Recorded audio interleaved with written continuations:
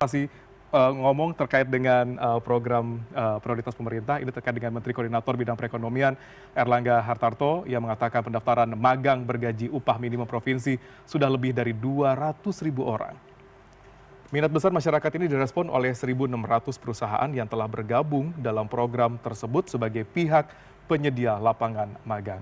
Padahal pemerintah hanya membuka kuota 20.000 peserta untuk tahap pertama program ini. Program magang bergaji UMP ditujukan bagi lulusan baru atau fresh graduate yang belum bekerja maksimal 1 tahun setelah lulus.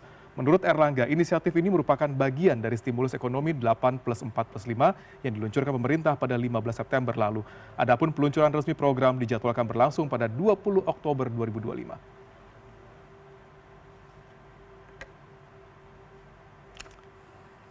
Dan ini menarik ya kalau kita bahas terkait dengan magang gitu ya, sekarang sudah tembus 200.000 pelamar, sedangkan kota itu hanya 20.000. Apakah ini menjadi sinyal bahwa kita darurat lapangan pekerjaan nih?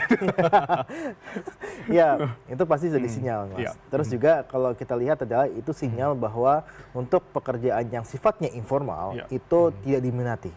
Tidak diminati lagi sama masyarakat, karena kalau kita lihat rata-rata untuk pendapatan sektor informal itu ada di 2 juta. Kemudian kalau kita lihat ya ada yang di bawah tentunya. Terus kemudian kalau kita lihat insentif yang diberikan itu 3 juta sekian gitu. Sesuai dengan UMP. Ya, sesuai dengan UMP-nya kan. Dan 3,3 kalau salah ingat. Terus kemudian kalau ini juga bisa kita ibaratkan bahwa banyak perusahaan yang pasti akan memanfaatkan hal ini. Karena apa? Karena ya mereka dapat sumber daya gitu sumber kan? daya manusia dia dapat, tapi mereka tidak perlu untuk mengeluarkan uang yang cukup besar. Nah, makanya ini banyak pendaftar, pastinya banyak pendaftar. Dari sisi perusahaannya pasti akan banyak yang mendaftarkan diri, dari sisi pelamarnya itu juga pasti akan banyak, dan itu sudah terbukti lah. Kalau 200.000 yang ditambah 20.000 artinya kan dari itu 10% gitu kan.